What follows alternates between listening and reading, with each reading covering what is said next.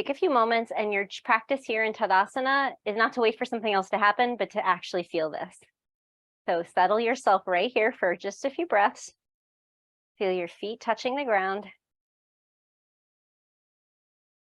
If it's hard to feel your body, like if it's hard to connect with your body, feeling the part of the body touching the ground is usually a good start, a really good point, because it's usually easier to feel. And as you stand here, breathing, can you feel how your body naturally moves around and sways and shifts? This is how it balances, is through this movement.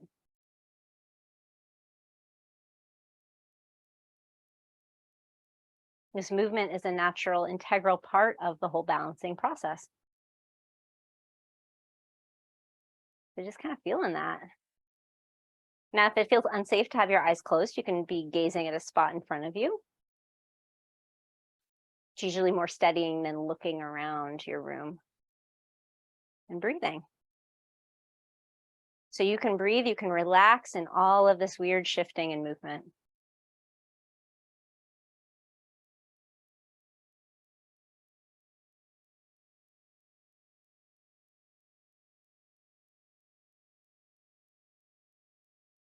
Now, if you want to, you can even allow the shifting and swaying to be more pronounced. You can kind of go with it a little bit. And just feel how when you sway, when you shift, you feel different muscles kicking in more in the legs and around the hips and maybe in the back or the core body. Notice.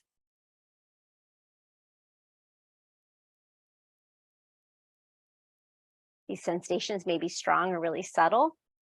So we're giving ourselves some time and space to feel.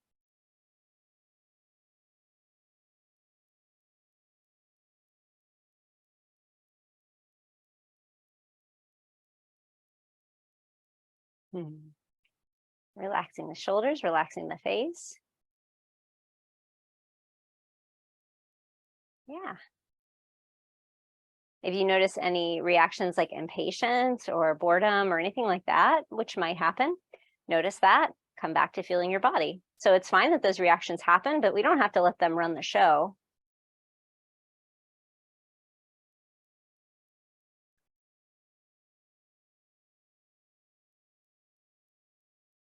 Yeah. All right. Okay. So now, so it's nice to be able to pick up subtle things, because that way our bodies can start, we could potentially pick up subtle things before really extreme stuff happens. Not all the time, but sometimes. So right foot forward, left foot back. I'm going to come into a high lunge. The back heel can be on or off the ground.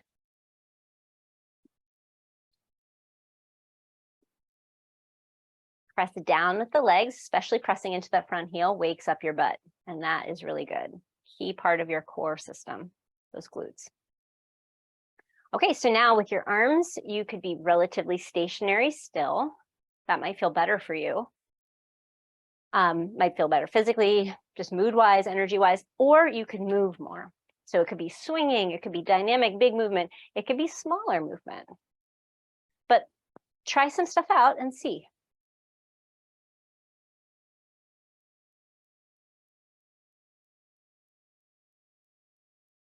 You know, sometimes if you have a lot of like instability around the hips or like pain right now, hips, knees, or ankles, yeah, maybe big movement won't feel so good. Maybe it'll feel more destabilizing. So maybe smaller movement feels better. You don't really know until you're in there.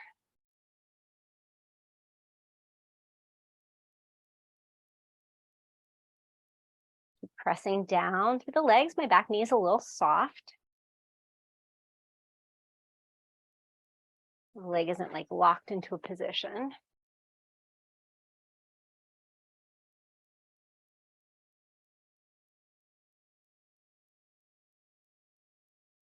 Okay, now step your back foot forward. You can either do tree pose with the left foot anywhere up the leg, or if you want to, you could reach the leg back behind you to do warrior three. They are very different feeling poses. So you could try out like a little bit of both and see what feels, I don't know, what feels interesting to you today.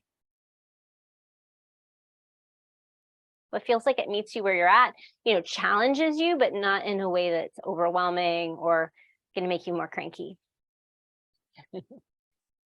Hug the hip in, reach through the legs. You do anything you want with your arms. Invite more, less movement. Keep breathing though, okay?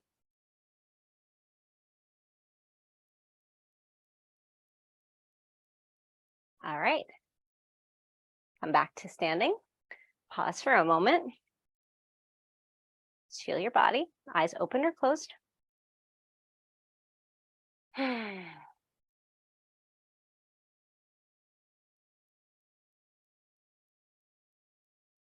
We'll do the second side. Left foot forward, right leg back. You can absolutely have something to like kind of hold on to if balance feels unsteady. It's a really smart way of working.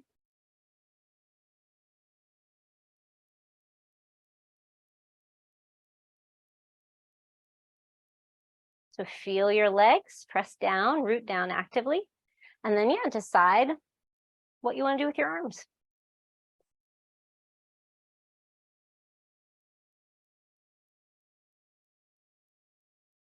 If it seems like whatever movement you've chosen is just making you more tired, change up your movement a little bit so that it's not just exhausting you.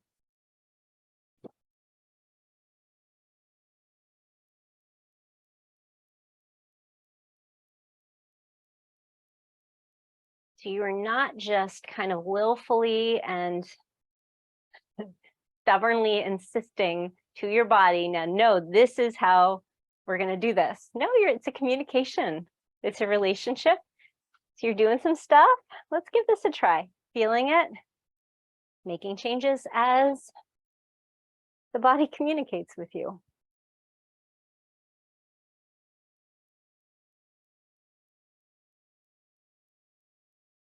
This is your home.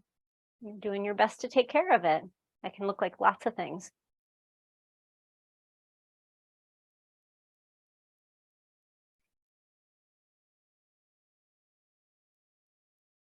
Eventually, you're going to step your back foot forward, and you're either going to come into tree, so taking that right foot anywhere up the leg, or reach your right leg back behind you to come into like a warrior three, or a little bit of both.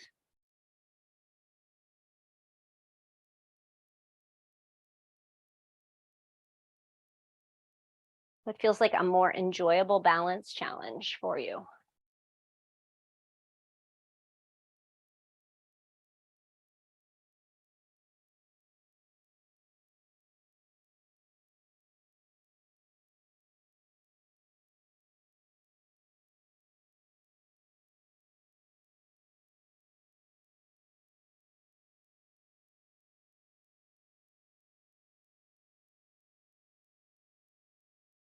All right, and then come back up.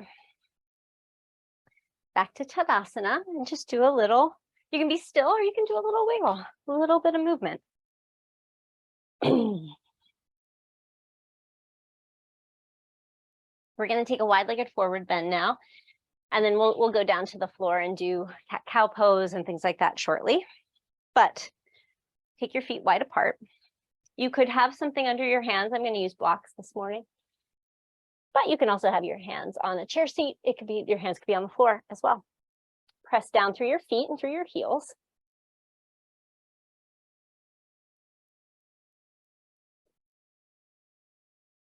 Your body is not in the same place it was last time you did this. It's not where you left it off. So now you're feeling it as it is right now, and you start to work with it. So definitely press down through your feet and your heels. You want to keep the muscles engaged up and down the legs and in the butt. And then you can move around a little bit. You can move your hands around. Put your hands in different positions. You can move the pelvis.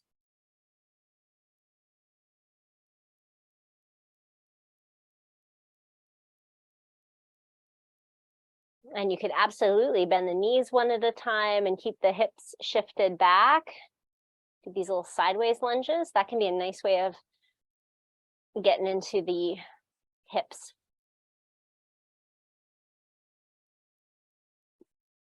And you can even turn your toes out. I think that makes it a little easier to do the sideways lunges if that's what you're doing.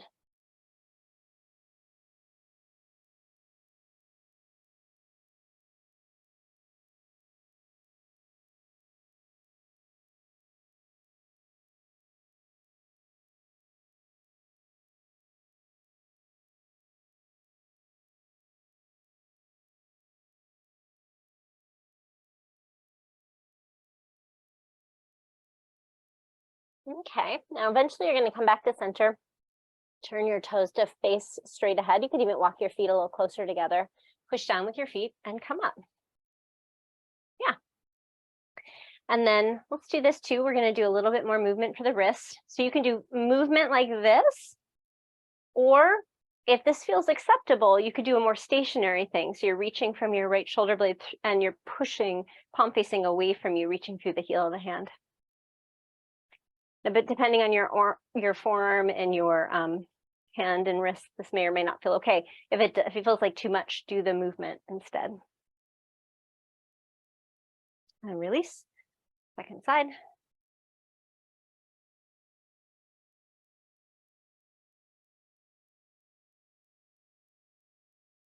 So yeah, I know that giving choices like this, it's just more words and more thinking on your part in a way, but that's what you want to do. You want to feel things out. You're feeling the body, not thinking about it so much as feeling it. And that's how we're making our assessments of what we're doing.